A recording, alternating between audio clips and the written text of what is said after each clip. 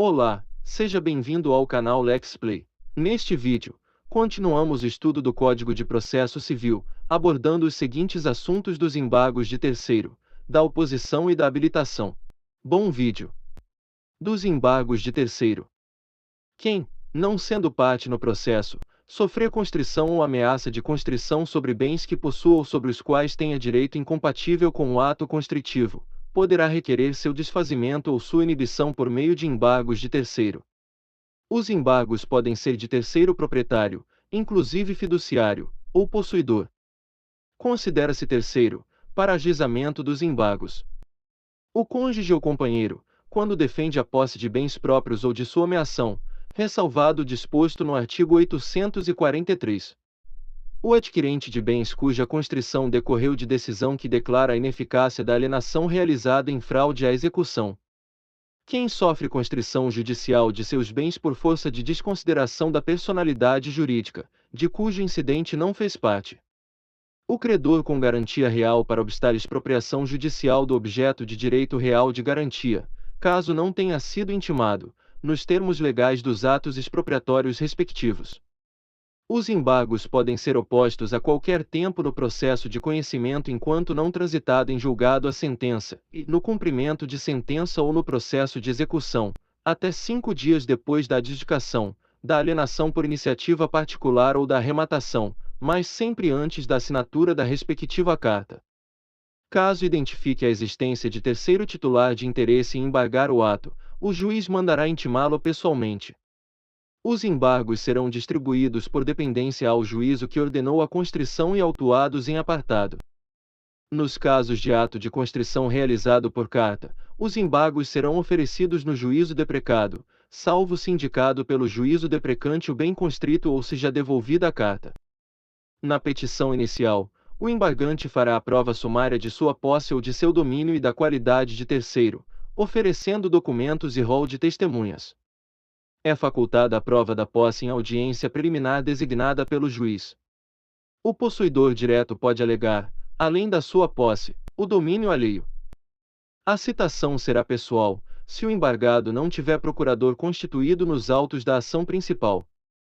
Será legitimado passivo sujeito a quem o ato de constrição aproveita, assim como será seu adversário no processo principal quando for sua indicação do bem para a constrição judicial.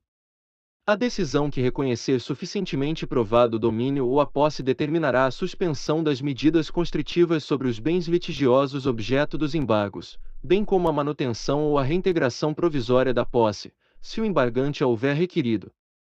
O juiz poderá condicionar a ordem de manutenção ou de reintegração provisória de posse à prestação de caução pelo requerente, ressalvada a impossibilidade da parte economicamente hipossuficiente. Os embargos poderão ser contestados no prazo de 15 dias, fim do qual se seguirá o procedimento comum. Contra os embargos do credor com garantia real, o embargado somente poderá alegar que o devedor comum é insolvente, o título é nulo ou não obriga a terceiro. Outra é a coisa dada em garantia. Acolhido o pedido inicial, o ato de constrição judicial indevida será cancelado, com o reconhecimento do domínio, da manutenção da posse ou da reintegração definitiva do bem ou do direito ao embargante. Da oposição. Quem pretender, no todo ou em parte, a coisa ou o direito sobre que controvertem autor e réu poderá, até ser proferida a sentença, oferecer oposição contra ambos. O opoente deduzirá o pedido em observação aos requisitos exigidos para a propositura da ação. Distribuída a oposição por dependência, serão os opostos citados, na pessoa de seus respectivos advogados, para contestar o pedido no prazo comum de 15 dias. Se um dos opostos reconhecer a procedência do pedido, contra o outro prosseguirá o opoente.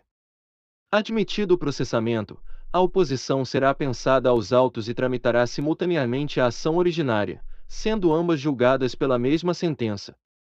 Se a oposição for proposta após o início da audiência de instrução, o juiz suspenderá o curso do processo ao fim da produção das provas, salvo se concluir que a unidade da instrução atende melhor ao princípio da duração razoável do processo. Cabendo ao juiz decidir simultaneamente a ação originária e a oposição, desta conhecerá em primeiro lugar da habilitação. A habilitação ocorre quando, por falecimento de qualquer das partes, os interessados houverem de suceder-lhe no processo. A habilitação pode ser requerida pela parte, em relação aos sucessores do falecido, pelos sucessores do falecido, em relação à parte. Proceder-se à habilitação nos autos do processo principal, na instância em que estiver, suspendendo-se, a partir de então, o processo. Recebida a petição, o juiz ordenará a citação dos requeridos para se pronunciarem no prazo de 5 dias. A citação será pessoal, se a parte não tiver procurador constituído nos autos. O juiz decidirá o pedido de habilitação imediatamente, salvo se este for impugnado e houver necessidade de dilação probatória diversa da documental, caso em que determinará que o pedido seja autuado em apartado e disporá sobre a instrução.